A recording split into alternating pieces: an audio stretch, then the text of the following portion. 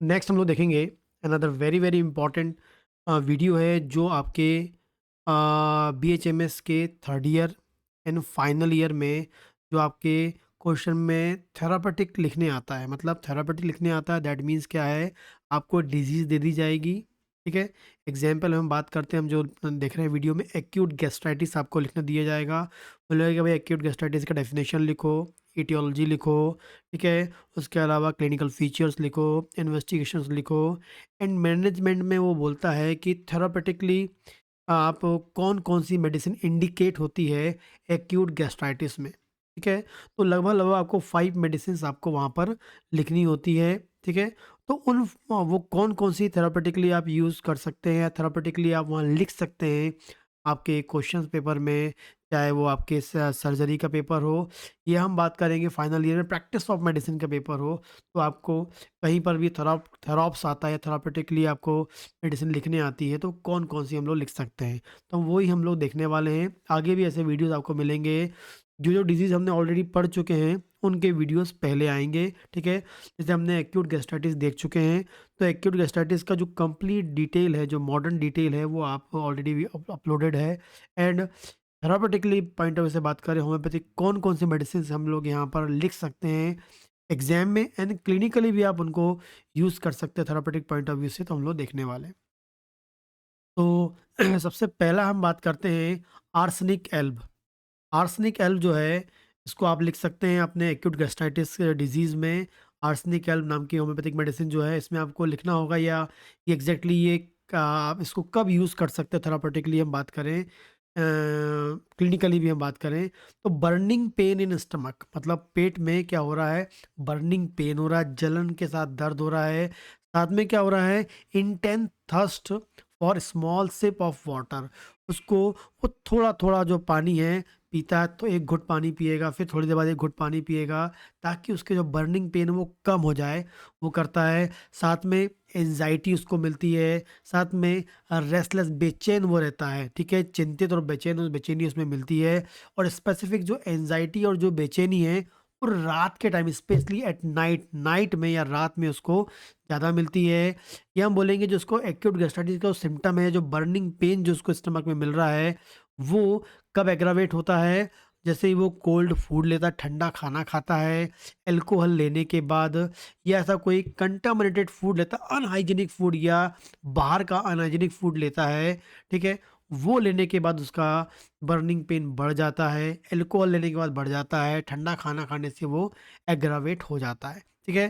तो ये कुछ सेंटेंस आप लिखते हैं आर्सेनिक एल्ब में एक्यूट गैस्ट्राइटिस के क्वेश्चन को सॉल्व करने में, तो ये सफिशिएंट होता है, ठीक है? इसके अलावा और आप यदि आपको आता है तो वो भी आप ऐड कर सकते हैं, लेकिन स्पेसिफिक ये आप लिख सकते हैं। लेकिन क्लिनिकली भी हम बात करेंगे, यदि एक्यूट गैस्ट्राइटिस का पेशेंट आता है तो आप आर्सेनिक एल्ब यूज़ कर सकते हैं। और उसमें एंग्जाइटी मिलनी चाहिए, उसको रेस्टलेसनेस मिलनी चाहिए, स्पेसिफिक राइट नाइट में, वो भी मिड नाइट आपको याद रखना चाहिए। और जो पेट में जलन है या जो दर्द है, वो अल्कोहल, कोल्ड फूड व कंटामिनेटेड फूड खाने से बढ़ जाता है, ये आपको मिलना चाहिए। सेकंड हम बात करेंगे नक्स वोमिका। नक्स वोमिका भी बहुत ही इफ़ेक्टिव मेडिसिन है एक्यूट गैस्ट्राइटिस की कंडीशन में। एक्यूट गैस्ट्राइटिस जो है, वो एग्ज़ैक्टली इसमें हमको मिलेगा ड्यू टू ओवर ईटिंग, बहुत अधिक ओवर ईटिंग, बहुत अधिक खाना खाता है, जो उसकी डिमांड है उससे ज़्यादा खाता है, अल्कोहल लेता है, स्पाइसी फूड्स वो खाता है, मिर्च मसाले वाली चीज़ खाता है, और लगातार वो स्ट्रेस में रहता है, ठीक है? ये आपको मिलेगा नक्स वोमिका में। सेकंड बात करेंगे सेंसेशन ऑफ हैवी, मतलब उसको हैवीनेस लगेगा पेट में, ब्लॉटिंग होगी उसको पेट में, मतलब उसका पेट फूल जाएगा, ठीक है? और साथ में उसको नौज़िया मिलेगा, और बार-बार डकार भी उसको आ सकती है, ठीक है?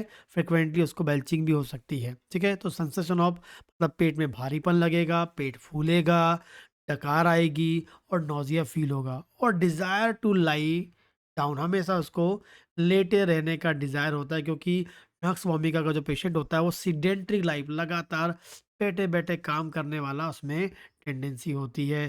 तो ये सेकंड मोस्ट इम्पोर्टेंट मेडिसिन है नक्स वोमिका, जो आप एक्यूट गैस्ट्राइटिस में लिख सकते हैं। थर्ड हम बात करेंगे carbo veg. Carbo veg third most important medicine है, जो आप एक्यूट गैस्ट्राइटिस में थेरापेटिकली इसको लिख सकते हैं, ठीक है? इसमें सीवियर ब्लॉटिंग आपको मिलेगी, ठीक है? आपका जो पेट है लगातार फूला रहेगा, गैस बहुत अधिक बनेगी, बेल्चिंग आपको मिलेगी और लगातार आपको ऐसा लगेगा कि आपका पेट भरा हुआ है। लगातार आपको फ़ील होगा, फीलिंग ऑफ फुलनेस आपको मिलेगी, ठीक है?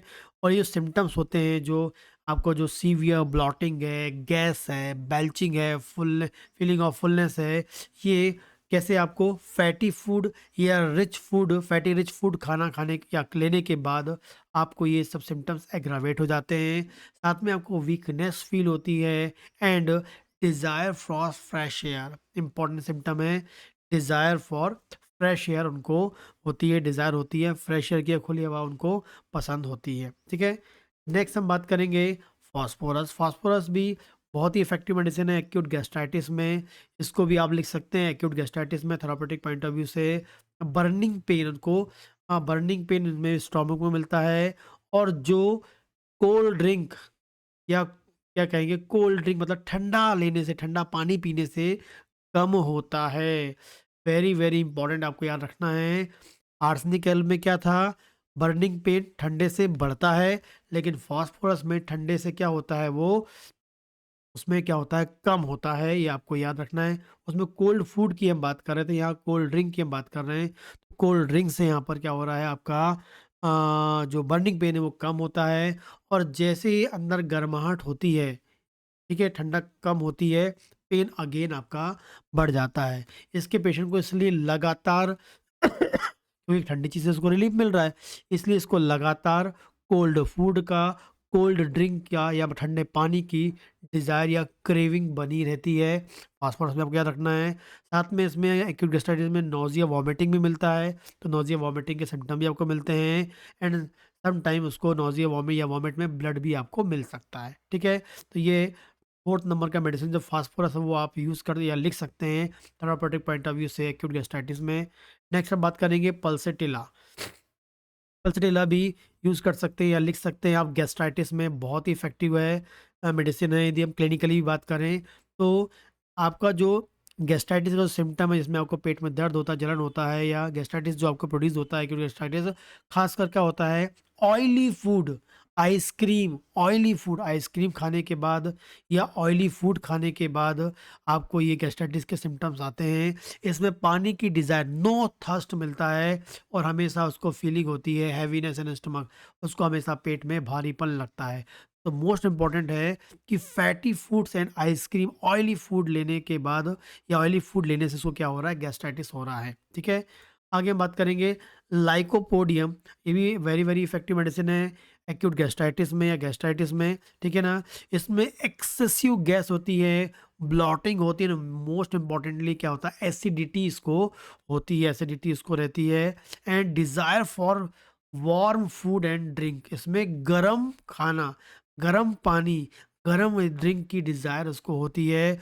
और खासकर जो एक्यूट गैस्ट्राइटिस के जो सिम्पटम है, जो गैस्ट्राइटिस सिम्पटम है, शाम के टाइम, आफ्टरनून में या शाम के टाइम क्या हो जाते हैं, ये बढ़ जाते हैं, एग्रावेट हो जाते हैं। ये आपको याद रखना है। एंड लास्ट हम बात करेंगे इपीकॉक। एक्यूट गैस्ट्राइटिस में आप यूज लिख सकते हैं जब आपको गैस्ट्राइटिस के साथ क्या मिले, नौजिया वॉमिटिंग, लगातार नौजिया, लगातार वॉमिटिंग मिलता है। वॉमिटिंग करने के बाद भी आपको कोई रिलीफ नहीं होता है सिम्पटम्स में, बर्निंग पेन या अदर सिम्पटम्स में। तो लगातार नौजिया, वॉमिटिंग, और वॉमिटिंग करने के बाद भी आपको रिलीफ नहीं मिलता है। और इसमें भी लगातार आपको फील होता है, फुल एंड हैवी मिलता है, हैवीनेस फील होता है कहाँ पर, आपको स्टमक में। तो 7 मेडिसिन आप लिख सकते हैं एक्यूट गैस्ट्राइटिस में। थेरापेटिकली लिख सकते हैं arsenic alb, nux vomica, carbo veg, phosphorus, pulsatilla, lycopodium and इपीकॉक।